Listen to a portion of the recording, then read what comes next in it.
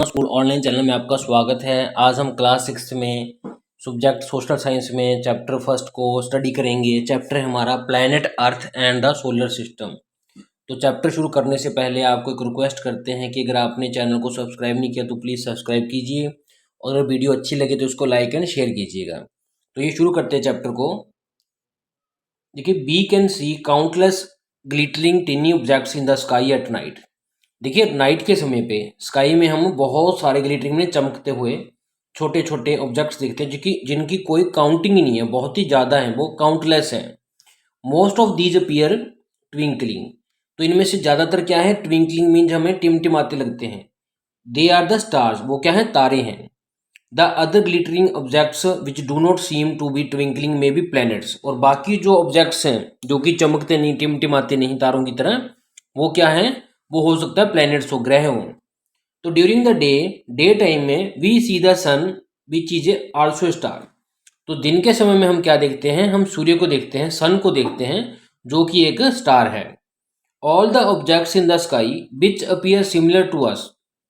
तो जितने भी ऑब्जेक्ट्स हैं स्काई में जो सिमिलर टू अस मीन हमारे जैसे नहीं, हमारी अर्थ के जैसे, और हेवनली बॉडीज, वो क्या है, भारी भरकम बॉडीज है, बल्कि हैवी बॉडीज है जो हमारी अर्थ की तरह है।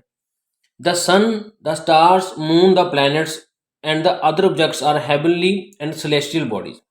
तो देखिए, सूर्य को, सन को, स्टार्स को, तारों की बात करें, चाहे मून की बात करें, चंद्रमा की, चाहे प्लैनेट्स की बात करें, सभी ग्रहों की, तो ये सब के सब क्या है, और एस जैसे और ऑब्जेक्ट्स, ये हेवनली मीन्स बहुत ही भारी, जिनमें वजन बहुत है, और सेलेस्टियल मीन्स ये रॉक्स के बनी हुई बॉडीज है।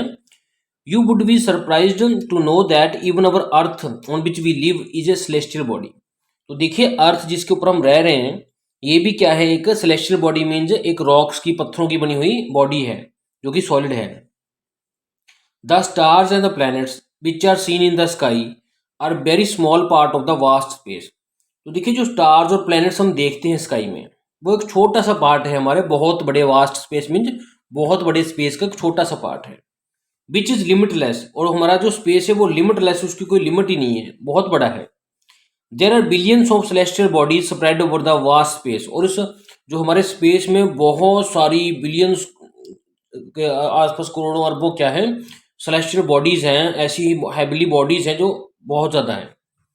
They are very very far away from us. ये बॉडी जो है हमसे बहुत बहुत बहुत दूर है। Hence we can not see all of them, इसलिए हम सबको नहीं देख सकते, क्योंकि बहुत दूर होगी हमसे, तो हम सबको नहीं देख पाते। The vast limitless space which includes all the celestial bodies called universe. तो देखिए, ये वास्ट मीन बहुत बड़ा, जिसकी कोई लिमिट ही नहीं है, ऐसा स्पेस जिसमें कि सभी की सभी सेलेस्टियल बॉडीज मीन जो हैवी भड़कम बॉडीज हैं, उनको क्या कहते, उसको सारे को हम इकट्ठा नाम क्या दे सकते हैं, यूनिवर्स। हम क्या कहते हैं इसको, यूनिवर्स। नेक्स्ट बात करते हैं गैलेक्सीज की। तो through there are billions of celestial bodies spread in vast universe. देखिए, हमारे यूनिवर्स में, बड़े से यूनिवर्स में बिलियंस के आसपास जो है सेलेस्टियल बॉडीज हैं, वो मतलब कि बहुत ही हैवी वेट वाली या पत्थरों की सॉलिड बॉडीज हैं। They are not uniformly distributed in the space. देखिए, जो जो बॉडीज हैं, ये एक तरफ से यहाँ की यूनिफॉर्म में बराबर नहीं बांटी गई हुई, कहीं पे ज़्यादा है, कहीं पे कम है, कहीं पे इनमें गैप थोड़ा है, कहीं पे ज़्यादा है। तो ये अनडिस्ट्रीब्यूटेड है प्रॉपर वे से। जिस तरह मान लीजिए हम किसी चीज़ को फेंक दें फर्श पे, तो कुछ चीज़ें नज़दीक होंगी, कुछ दूर होंगी, इस तरह से ये यूनिफॉर्मली डिस्ट्रीब्यूटेड नहीं है। तो countless stars in the space form huge clusters. अब देखिए, जो काउंटलेस स्टार्स जिनकी हम गिनती नहीं कर सकते, इतने तारे, इतने स्टार्स जिनकी हम गिनती नहीं कर सकते जो स्पेस में हैं, वो क्या बनाते हैं, ह्यूज क्लस्टर्स मीन बड़े बड़े ग्रुप्स बनाते हैं। क्लस्टर मीन्स ग्रुप बनाते हैं। और वन क्लस्टर में कंटेन बिलियंस ऑफ स्टार। और एक ग्रुप में बहुत सारे बिलियंस ऑफ स्टार्स होते हैं। तो ये सभी के सभी all the stars in the cluster क्या है, एक दूसरे के द्वारा हेल्ड किए गए हैं, जो एक दूसरे से दूर नहीं जाते, क्योंकि उनके बीच में क्या लग रहा है, म्यूचुअल ग्रेविटेशनल फोर्स। उनके बीच में आपस में एक दूसरे के प्रति क्या है, एक गुरुत्वाकर्षण मीन ग्रेविटेशनल फोर्स लग रहा है, जिसके कारण वो एक दूसरे से दूर नहीं जा रहे। तो such a huge cluster of billions of stars. तो ऐसा ही बिलियंस ऑफ स्टार्स का क्लस्टर मीन्स ग्रुप, बड़ा सा group, along with the giant collection of gas, और साथ में इनके गैस भी है, बीच में डस्ट भी है, इसको सारे को हम क्या कहेंगे, गैलेक्सी। तो देखिए, सबसे पहले बात हुई स्पेस की। स्पेस क्या है कि बहुत बड़ा एरिया है जिसकी कोई लिमिट ही नहीं है, जिसमें सभी बॉडीज आ गई स्पेस में। अब स्पेस से छोटा कौन सा है? गैलेक्सी। तो गैलेक्सी क्या है? एक क्लस्टर है, ग्रुप है बिलियंस ऑफ स्टार्स का, जिसमें गैस भी है, डस्ट भी है, इसको हम गैलेक्सी कहते हैं। तो जैसे देखिए गैलेक्सी दिखा रखी है, ये गैलेक्सी है। बाकी इसके अलावा कितनी गैलेक्सी हैं? यूनिवर्स में बहुत सारी गैलेक्सीज हैं। अब earth long with the other planets form the solar system. तो हमारी अर्थ, पृथ्वी और बाकी प्लैनेट्स मिलकर क्या बनाते हैं? Solar system. सोलर सिस्टम क्या है? Is located in the outward spiral of the milky way Galaxy, जिसको हम आकाशगंगा कहते हैं। तो देखिए जो हमारी अर्थ है, हमारा जो सोलर सिस्टम है, ये क्या है? स्पाइरल फॉर्म की जो एक मिल्की वे गैलेक्सी है, जिसको हम आकाशगंगा कहते हैं, उसके आउटवर्ड मीन बाहर की तरफ है।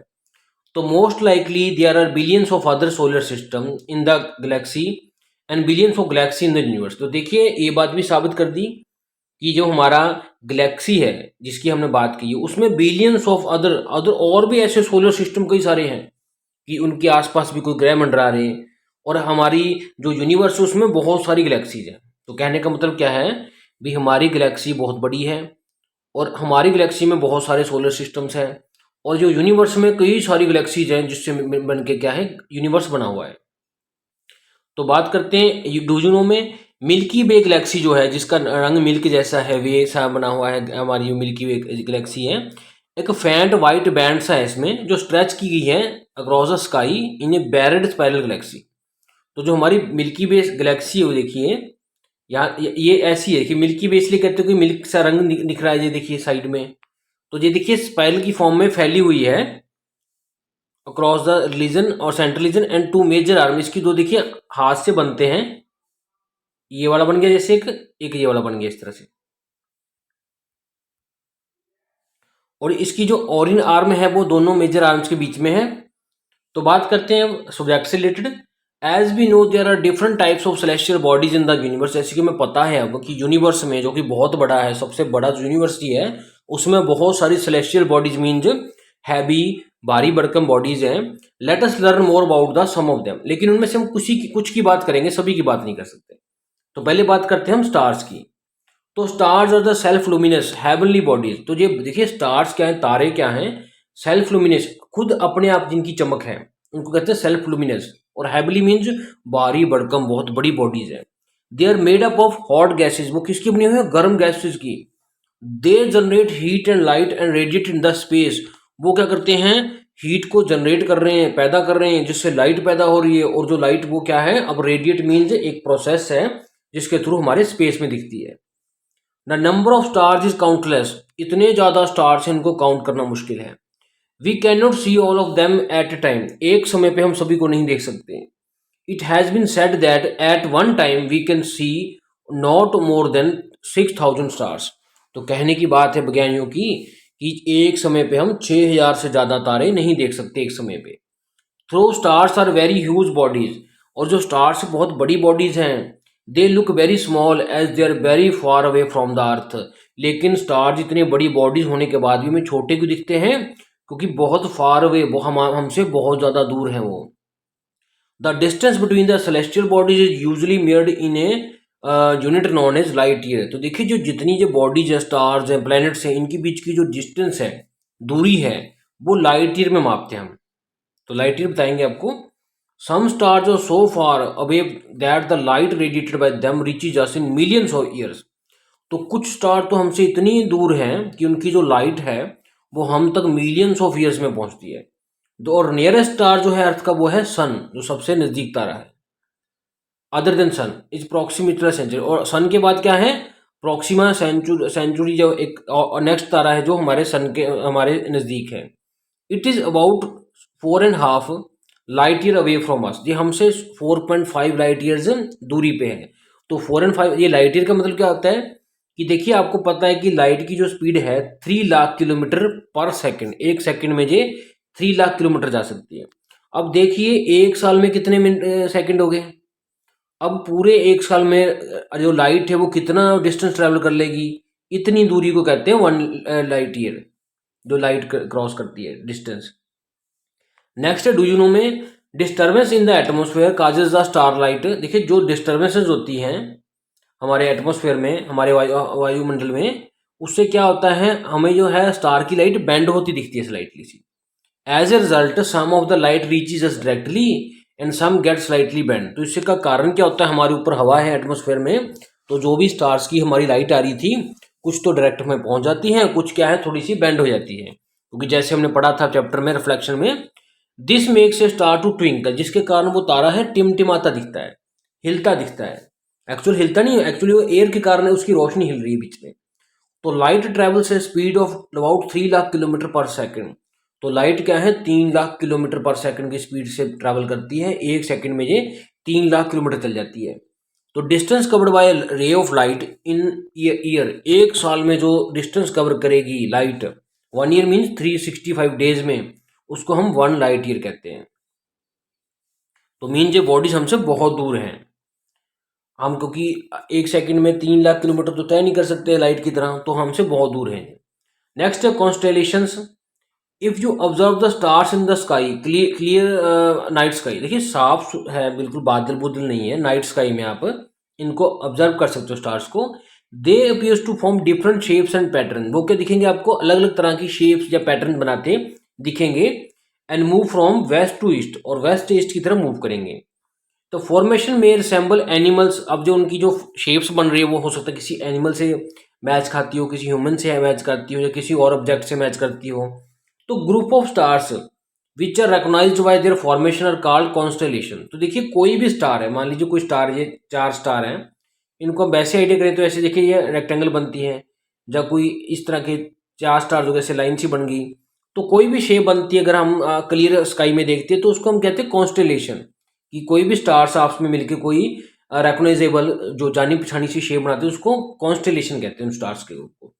तो देखिए Ursa Major also called Great Bear, एक कॉन्स्टेलेशन है सेवरल स्टार्स का, मीन्स कई सारे स्टार्स मिलकर एक बियर की तरह की फॉर्मेशन करते हैं, जिसको हम उर्सा मेजर कॉन्स्टेलेशन कहते हैं।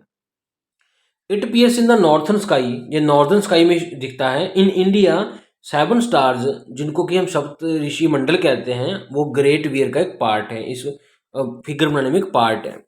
There are several other formations of the stars which have been given names by the astronomer. तो और भी कई ऐसी फॉर्मेशन है स्टार द्वारा बनाई गई जिसको कि एस्ट्रोनॉमर्स ने, जो कि तारों की ग्रहों की खोज करते उन्होंने उनका नाम दिया है।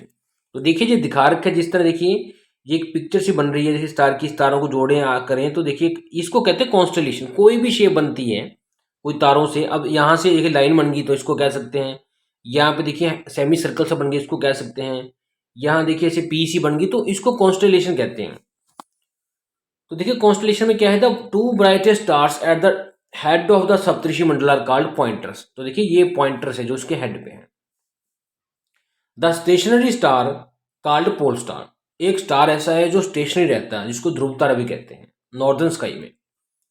पोल star lies above the north pole, it always indicates the north direction. देखिए हमारी जो अर्थ है इसका एक नॉर्थ पोल है एक साउथ पोल है।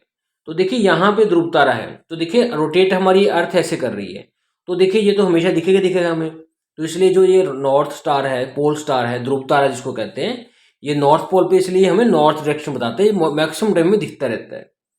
Indians and Greeks have studying the shapes and patterns of the stars since ancient times. तो देखिए भारतीय हम और ग्रीक के लोग क्या कर रहे हैं, शुरू से ही एंशिएंट टाइम, पुराने समय से ही इनकी शेप्स को, पैटर्न्स को स्टडी करते आ रहे हैं। In modern times space scientists and astronomers use powerful and large size telescopes to study the celestial bodies. आज के समय में मॉडर्न टाइम में जो स्पेस में काम करने वाले साइंटिस्ट हैं, एस्ट्रोनॉमर्स हैं, वो क्या कर रहे हैं, पावरफुल, बहुत ही ताकतवर और बड़े बड़े साइज की टेलीस्कोप्स, दूरदर्शी जिससे दूर की चीज़ें नज़दीक दिखती हैं, ऐसी टेलीस्कोप को यूज़ कर रहे हैं इन बॉडीज़ को देखने के लिए, स्टडी करने के लिए।